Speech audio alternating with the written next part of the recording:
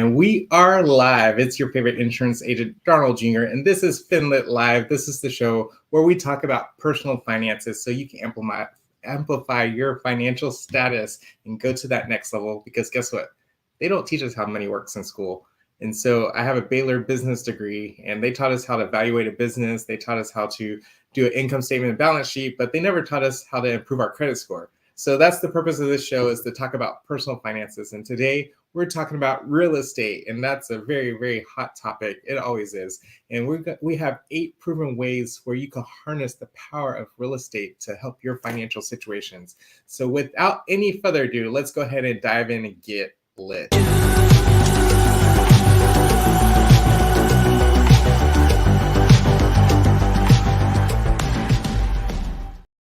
I'm bringing on my show my brother from another mother. We are matching today. That's how much we're in sync. Michael G. Davis. What's up, Michael? Hey, man. What is going on, Darnold? I'm so glad to be here, brother. Yes, sir. Thank you for taking time out of your busy schedule. I know you were swamped because you have a lot of things moving and shaking. But go ahead and introduce yourself. Who are you? What are you up to? And where are you from? Hey, man, I appreciate the opportunity, Darnold. Look, my name is Michael G. Davis, a.k.a. at CEO Coach Mike. I'm the CEO and broker of Brooks & Davis Real Estate Firm. I'll be going on 15 years in that role come next year, 20 years in real estate. I'm also the coach. So at CEO Coach Mike, I do coaching through my organization, for my agents, for leadership coaching. I also do coaching outside of my agents at Brooks & Davis Real Estate Firm. Really, really big into educating the community on how to utilize this vehicle called real estate and using it to build wealth. So super excited to be here today on FinLit Live to see if I can educate you guys on some things. Excellent. Well, once again, we appreciate your time, and you have a powerful, powerful, powerful thing to talk about today. Because real estate is one of the best ways to build wealth, and almost any millionaire utilizes real estate in their portfolio to help them go to that next level. And so you have some tips and tricks for us, 8 pointers on how we can utilize real estate to build our financial security. So let's go ahead and dive in. Number 1, what is your number 1 tip on how people could use real estate to help themselves? No, absolutely, Darnold. So, when it comes to real estate, it's that's what makes the vehicle so powerful, because of this very first tip that I'm going to talk about, and that's diversification and stability, right? Because real estate offers the diversification in your whatever investment portfolio that you have, right? Some people they look at stocks, some people look at bonds, mutual funds, annuities. There's a number of classes, but within real estate, not only do you have real estate, but you got multiple options inside of real estate, whether that is multifamily, whether that is retail or commercial, whether that is just a single family home that maybe was willed to you and you're able to get a renter into that property, and it puts you in a position to have that stream of income and add to your portfolio of property. So it really helps with weathering the market and the fluctuations within the market to diversify yourself when it comes to investment. So that's definitely the first tip that I would love to provide when it comes to real estate, Darnold. So diversification, yeah, there's a lot of asset classes out there, and real estate being one of them. And what has been your personal experience with diversifying? How has that helped your personal portfolio? Have you seen other clients that you've helped with their personal portfolio? Yeah, no, absolutely. So, we started out with my family, my grandmother's home. We got it. We bought out my aunt. We modeled it. We put a renter in it. And, we were able to pull equity out of the house to use in some other facets. So we just started out with something that was willed down when you talk about legacy wealth and legacy. So we experienced that. But now we've, evolved into doing some, purchasing land, into doing some development, developing multifamily to where now you can get multiple units on the land, with the hopes at some point that we could possibly evolve into the commercial space. Donald, I think as you get more comfortable just progressing in the real estate, then you begin to educate yourself more, and you begin to really use the vehicle to achieve the things that you're looking to achieve. We always like to start people off with when talking about building wealth with real estate, we definitely want to start off with buying a house, like buying a home, buying where you live first, and then just use it as a springboard to elevate it to higher heights. Absolutely. That's huge. Yeah, my wife and I were so grateful that one of our cousins, she's a realtor, she encouraged us to buy a house back in 2019.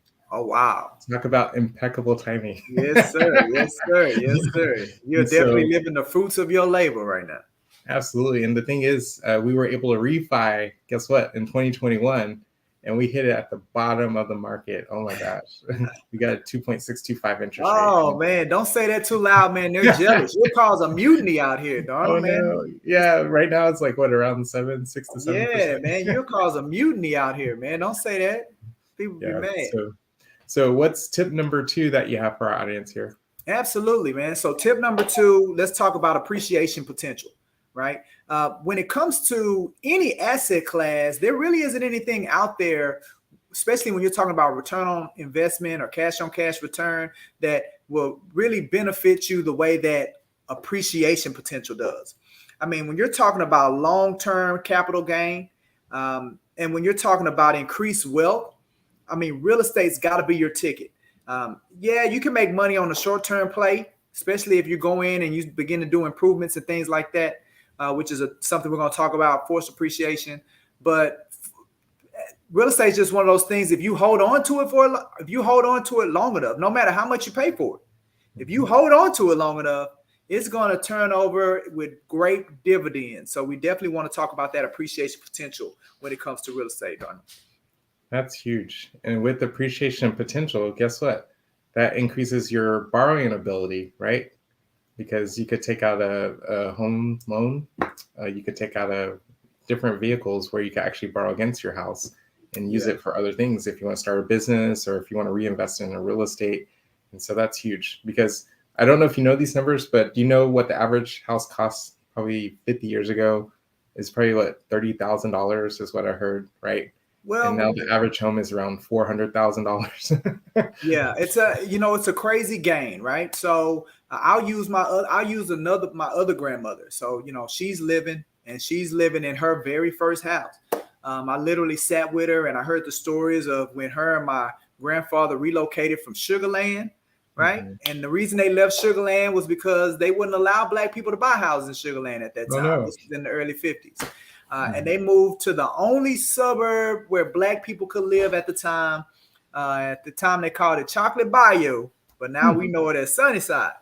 Oh yeah. So they bought that house. They found that house visiting her sister, and next thing you know, they bought that house for $5,000, Darnell. $5,000. Are you serious? $5,000, and there's a house that just sold walking distance to her house for $290,000. Oh my gosh! Talk about return on investment. Look, she has the house still. She's added on to the house. I mean, there's a lot of wealth that's built into that property, that initial investment of $5,000 back in the early 1950s. I did not know that about Sunnyside. It's really funny you say that, because that's exactly where my grandmother bought her house too. So now you know. Now you know. That's because they ain't no other options. The more you know. Right. Speaking of more you know, what's the third tip you have on how real estate can help you build wealth? Absolutely, man. Well, it actually kind of speaks a little bit to what you were referencing, and that's leverage with financing, right? Real estate is not one of those things that you have to pay cash for. Like, you don't really hear a lot of people getting loans to purchase stock or getting loans to purchase bonds or annuities, anything like that. People actually have to put their own cash, into these vehicles. Well, real estate is just one of those things where you can not only gain ownership of it, but you can leverage other people's money by utilizing financing. And being able to do that, you're definitely able to capitalize on those appreciation gains that we talked about. So using finance options such as mortgages to be able to control these larger assets and have a smaller initial investment. Now, people hear me say smaller investment. 20% is not a small investment. Well, 20% compared to 100%, is Mm, definitely a smaller initial investment. So point number 3, leveraging the ability to leverage it with financing. excellent. That's huge. So yeah, leverage with financing, you could do a lot of other things with that financing, correct?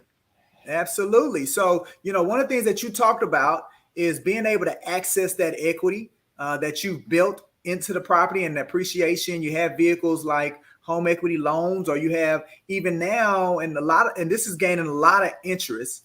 It's the home equity line of credit. So it's Mm-hmm. like a credit card against the equity in your property. The reason that people are really navigating to this one right now, Darnell, is because of what you and I talked about earlier. It's, hey, if I got a 2.75 interest rate, well, I don't want to do a home equity loan or refinance, and now I got 7%. Yeah, I can pull all that cash out, but I'm pulling all that cash out at a much higher interest rate. Why would I do that? So with a home equity line of credit, you keep your existing mortgage in place, you keep that existing interest rate in place, and then you can, whatever money that you use, you can access that equity, and then you're just paying that new higher interest on whatever money that you use. So even if you get approved for 100, 200,000 of the equity in your house, if you only pull out 10,000, then you're only paying interest on that 10,000 that you use, and you still have access to the other 190 when you need Oh my gosh, that was worth the cost of admission right there. Like if people implement that, this show is free, guys. So it. you Yeah, didn't pay anything to get these gems. Like people literally pay a lot of money for these gems. So if you're getting any absolutely. value, go ahead and smash that like button, put fire in the chat, let them know Yeah, this is fire information, that you get yes. some value out of this because Mike Cindy, is look, bringing I'm it today. I'm All finna right, blow your head. I'm finna blow your head some more. let's Um, go. even to a lot of times when you're trying to access and utilize loans, you have to pay closing costs. Like there's origination fees, closing costs. Right now, we have a relationship with a bank that they'll do the home equity line of credit for you at zero closing costs. That means you don't What? pay nothing. You don't pay nothing to be able to access 100, 200, $300,000 worth of Bro, equity in your pass me house. their number. I got you, man. I got you. But yeah, it's power, very powerful vehicle, man. Very powerful vehicle. That's huge. All right, so what's the next tip you have for us? Absolutely, man. So here's another good one. Here's another good one. Again, I talked about this earlier as far as my family and us being introduced into the real estate investing space. And so tip number 4 is passive income from rentals, right? So there's a lot of income generating potential when it comes to rental properties. When you have consistent rental payments, you can create a reliable source of passive income. So passive income is, really what the name of the game is, right? Making money while you're asleep, putting that money to work. We go out there and we work really, really hard to generate income. Well, now that income that you've generated, you can put it to work by purchasing rental properties, putting renters in there, and now you have that passive income coming in on a regular basis. So real estate is a great vehicle for you to create passive income, whether that's a single family property or whether that's a duplex. I was on the phone with one of my prospective customers today about a development that they're doing in Baytown. He wants to build 2 duplexes, and we were talking about the income potential when it came to doing that. So that's one of the great things. That's my 4th tip, passive income for rentals when it comes to real estate. Yeah, and Grant Cardone is huge on that. He's like, Yes. I don't care how much the property costs. I don't care how much the mortgage is. As long as that income is greater than what you're paying in the mortgage, like it doesn't matter what the interest rate is. Doesn't Like matter. if you're paying $2,200 on a property, but you're charging somebody $2,600, guess what? You still have a $400 spread that's cash in your bank account. That's pure profit, right?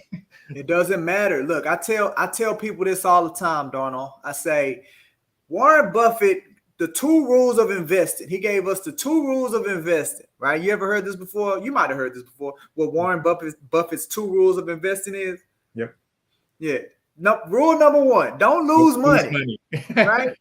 Don't Yep. lose money. So as long as you're not losing money, we good. Absolutely. Rule number 2, don't forget rule number 1. I love it. Money. I Yeah, love it. don't lose money. Yeah. So and again, real estate, that's the beauty of it, right? You could be breaking completely even, and you're still winning because of appreciation.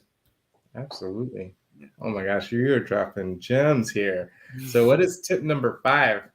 Absolutely, man. All right, so let's talk about the tax man, right?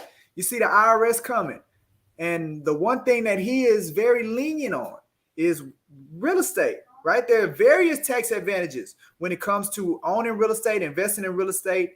Now you have the ability when it comes to deducting mortgage interest, property taxes, depreciation, right? So it can significantly decrease your taxable income. So for my high income earners, y'all need to come see me.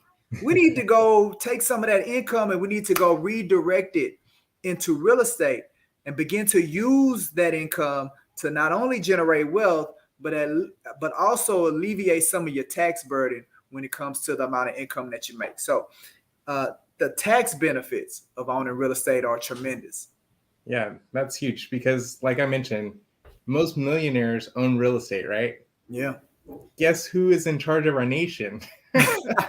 It's the millionaires, right? Are you saying that they're making the code for their benefit? Is that what you're saying? All this stuff is they're writing the taxes to benefit themselves, and if they own real estate, they're gonna make their taxes more lenient towards real estate. Yes. Look, I'm not saying that you telling the truth, but you probably telling the truth. That's all I'm saying. You has the gold makes the rules, right? Hey, there it is. There it is, my brother. Cool. And so what's tip number 6? All right. Tip number 6. All right. So, not to talk too much over people's heads, but tip number 6 has to do with inflation, right? The inflation hedge. Real estate can act as a hedge against inflation. Again, as rental income increases, that's the one thing that increases when inflation increases, right? When the cost of goods increase, typically rent goes up. So by having rental property and having renters, you're able to hedge some of that inflation because you're able to capitalize on the rents going up. Another thing is property values. Property values tend to rise when inflation goes up as well. So it definitely helps because with the property values increasing, it helps preserve the purchasing power of people. So real estate is another one of those good vehicles that can help and that can hedge against some of the common challenges that we see in a nation as wealthy as ours, that inflation piece. So it hedges inflation. Oh my gosh, inflation is such a hot topic right now. And obviously the Feds are doing whatever they can to help curb it. And I think they've been doing a pretty decent job. They're getting it down. I think it was like a little over 3% the last time I checked. But it's still not at their 2% mark that they're looking for. Yeah. And that means prices are still going up. Like groceries still cost more, cars still cost more, everything still costs more. But there's always opportunities in environments like this. And you're exactly right on hedging against inflation, because if everything's being inflated, guess what? Property values are being inflated too. That's right. And so that means your net worth is being inflated. That's how you build true net worth. That's right. Put your money in real estate. Come on, Donna. They're not listening to us. That's right. Put it in real estate. This is great. I'm having so much fun. You're awesome, Mike. So appreciate it. We have 2 more points. And so what's point number 7? 2 more points and we're done. All right. So point number 7, forced appreciation. I talked about this earlier. All right. So you have regular appreciation. And what that means is you don't do nothing. You don't do nothing to the house. You just own it. You pay the mortgage every month, or if you pay cash, you just go in and out. And just over time, naturally, organically, what you paid for it, it's going to be worth more than the current value, right? So that's just appreciation. Well, forced appreciation is when you buy an asset, you buy real estate, and you improve it. You improve upon it. So again, going to that example that I used earlier with my grandmother's house, right? We remodeled it, we rehabbed it, we fixed it up. And by doing that, we made the house more valuable. So that's forced appreciation. So again, it ain't many investment assets that you can literally make it more valuable, make the asset more valuable by doing certain things to it, by improving it in certain ways. And that's something that you can do with real estate. So that forced appreciation piece is a grave benefit when it comes to owning real estate and the reason to own it. Oh, yeah, that's great. I have a YouTuber that I follow on, obviously, YouTube. And that's one of the things he encouraged people to do. He's like, find the worst house on the block. And that's the house you want to buy. Like everybody wants to go for the nicest, the latest, the greatest, the newest. It's like, no, go find the worst house on the block that's for sale and buy that one. And then do your rehab, fix it up. And guess what? Boom. You have instant equity. You have instant value that you add to the community. Like the community will appreciate it. Like if it's a dilapidated house and it's the house that is the eyesore for the community and it's dragging down everybody's property value, and you go in and you renovate that one, guess what? All the neighbors can be like, yeah. They are, man. They're gonna bring you a basket of cookies, don't they? Hey, man, you want some cookies? You good? You need some water? Like, yeah, they definitely gonna be rooting for you. Absolutely. And you could do one or two things. You could hold on to it, rent it out, or you could flip it and make a profit off of it. So absolutely. Awesome. Man, you're dropping. If you are getting any gems, smash that like button. Let Mike know that he is bringing the fire today. And so without any further ado, last but not least, what is the last tip you have for us today? Last tip. All right. So the last thing, it has to do with, I've spoken a lot about, other asset classes like stocks, like bonds, like, mutual funds, ETFs, things like that. Well, real estate, actually, there's a certain asset class that involves real estate that acts just like those other asset classes, and those are called REITs. REIT stands for Real Estate Investment Trust. So it's an option for people that they don't necessarily want to deal with the risks of buying the property, fixing the property, renting the property. They don't necessarily want to deal with the risks that come with that, but they want to be a part of real estate. Like they want to be involved in it. So the REIT allows people to invest in it just like as if they were investing in a mutual fund. And all the REIT is that it's a group of real estate properties. They're taking your money and they're investing it into large real estate projects, right? And offering you a return on investment for allowing them to use that money to purchase real estate, manage real estate, develop real estate. And they're developing large commercial projects. So REITs offer you an opportunity. It offers people an opportunity to invest in real estate and in a safer way, in a safer manner, right? Now, as a real estate professional, licensed real estate broker, I'm not able to sell you no REIT, right? For you to get into REITs, you got to go to the same people that are licensed to be able to sell you stocks, bonds. You have to have that particular license. But now when you're going to talk to your financial broker that is handling that for you, you might want to mention, hey, are there any REITs that would be an opportunity for me to invest in real estate and capitalize? Again, we talked about diversifying our portfolio. So number 8 tip is REITs offering you a little bit of ownership in a real estate capacity, but it offers you the safety and the assurance of, say, a stock or a bond. Wait. Hold up. So what you're saying is I can invest in real estate with actually not owning real estate? Is that what you're saying? I mean, I'm saying that you can capitalize off the benefits of everything that we talked about through an increased return on investment of whatever you've invested, growing and increasing. You can capitalize off of all of that without having to take the risk of actually owning the property, managing the property, and delivering the product to the marketplace. Yes, that is what I'm saying, Darnell. Yes, that is what I'm saying. Mind blown. Yes, sir. This is why we have financial education. This is why we have financial literacy. Yes, sir. Because they don't teach this in school. They don't. In high school, do you ever know about a REIT? Oh, let me tell you, I didn't even know what a realtor was. I didn't know about anything of what I'm doing right now. I didn't know. I wasn't exposed to any of that in high school. Hell, I wasn't exposed to it in college. Right. Hey. Wow. So we appreciate you for sharing that. If you have any questions for Michael, go ahead and type in the chat your comments, and I'll be happy to share that on the screen. And Michael will be happy to answer any question that's reasonable in his expertise. And while they're doing that, how can people get a hold of you if they want to utilize your services, if they want to buy a house, etc.? No, I mean, I'm glad you asked that. So, the easiest way to really engage and connect with us at Brooks & Davis Real Estate Firm is to just visit our website, brooksanddavisrealestatefirm.com or brooksanddavis.com, whichever you prefer. And when you go to that website, you're going to see areas that talk to people that are interested in buying. We have a whole web page with a wealth of information there for you to check out. You even have the capacity to where you could view and look at properties. And then we also have a page that just speaks to people that are looking to sell.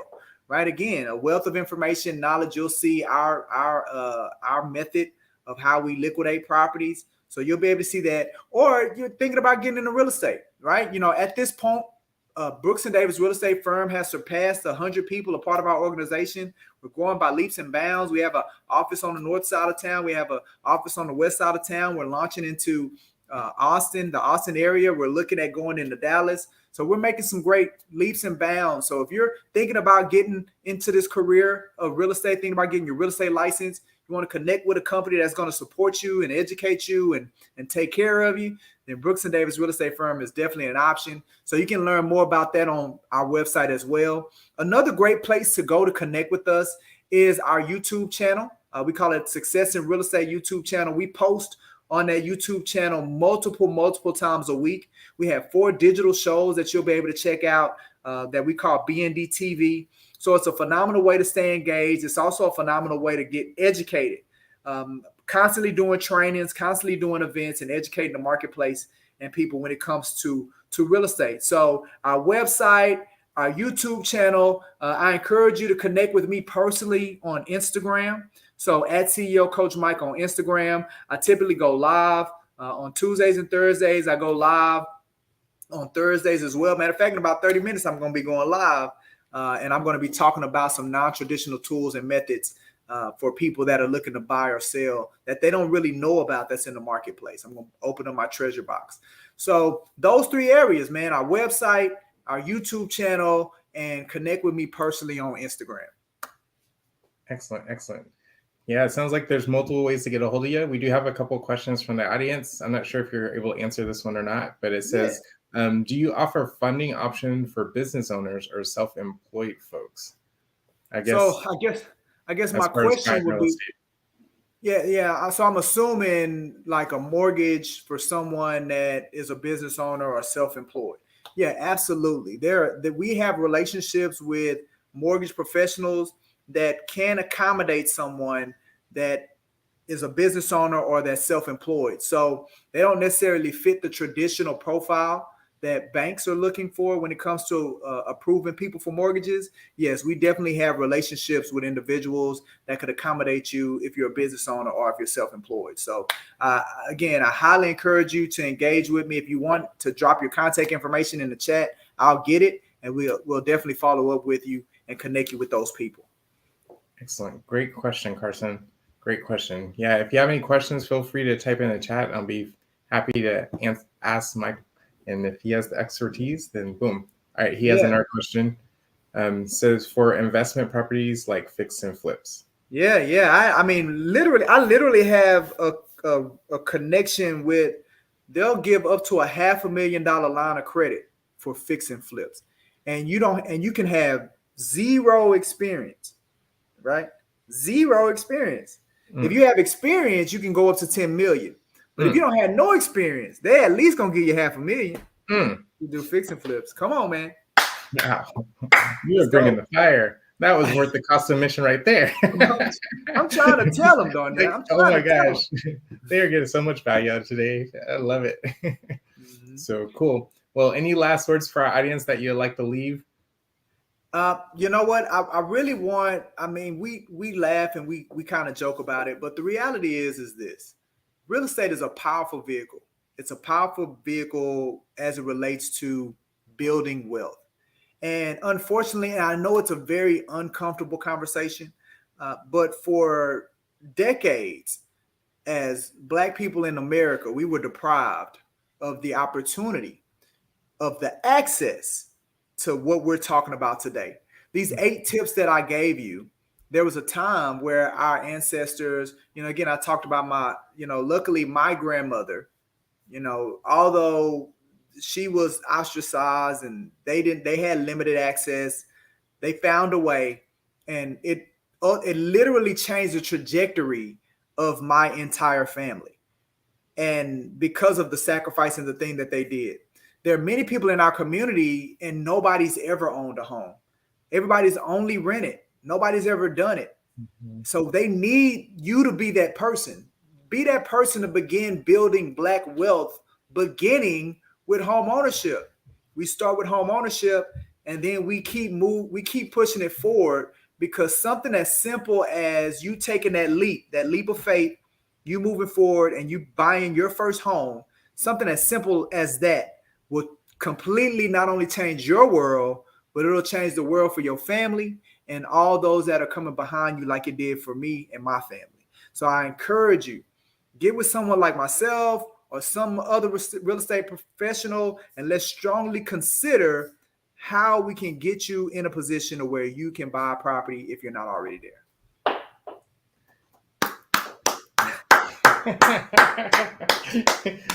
I've never had an ovation, but you deserve an ovation for that one. Man, I appreciate that, Don. Man, I really appreciate the opportunity being here, and I really appreciate everybody giving the energy and the comments and the questions. Man, they're the ones that really made this show what it is today, man. So definitely want to say thank you to them. Absolutely, and we do appreciate our guests for joining in. And thank you, Michael, for taking time out your busy schedule. I know you're very busy and very in demand. If you ever need a coach, Michael is the guy. So seek him out. And it doesn't have to be just real estate. He coaches business owners too. So definitely seek him in. Yeah, I'm glad you said that. So hey, look, if you guys aren't doing anything at 8 o'clock, come see me on Instagram. Follow me at CEO Coach Mike. And I'm going to be showcasing a new non-traditional tool or resource that most people don't know about that will assist them in buying or selling real estate. So hopefully see all of y'all soon at about 8 o'clock on Instagram Live. That's right. All right. Thank you, Mike. Thank you, Don. So if you got any value out of today, go ahead and smash that like button. If you are on YouTube, subscribe to FinLit Live, subscribe to Mike's YouTube show also, like he announced earlier. And yeah, share the wealth. Don't keep it to yourself. It's one thing to have it for yourself, but there's a lot of people that don't know anything about this. And so if you know somebody that's interested in getting real estate and don't know how, like he shared a lot of valuable tips to help get started. Like you don't even have to buy real estate to get into the real estate market. So that's pretty cool. And he shared that. So with that, I'd like to share a couple announcements coming up on September 9th at 9 a.m. So 9 at 9 a.m. We have the Boost Your Sales Skills Workshop. And this workshop is where we teach you on how to take your sales skills to the next level, whether you're a leader, you're a sales professional, or you're a politician. If you're in the business of communicating and leading and motivating people, you're going to want to be at this workshop. I had a gentleman that went through a workshop last year, and he literally doubled his production. What would that mean for you if you were able to increase your production 5, 10, 15%? And so with that, I have a little promo that has all the details. So go ahead and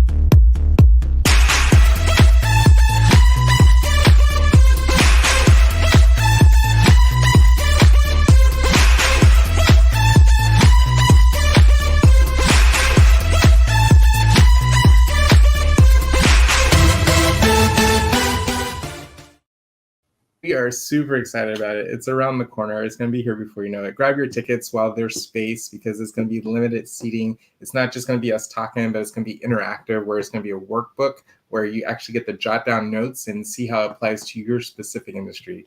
So with that, I appreciate you guys for jumping on. I appreciate you guys for tuning in. We have the show every Tuesday nights at 7 p.m. Central Standard Time. If you want to take your finances to the next level, the difference between where you're at and where you want to be is education, but not just education, it's application. You have to apply the knowledge. And so with that, I appreciate you guys for getting lit.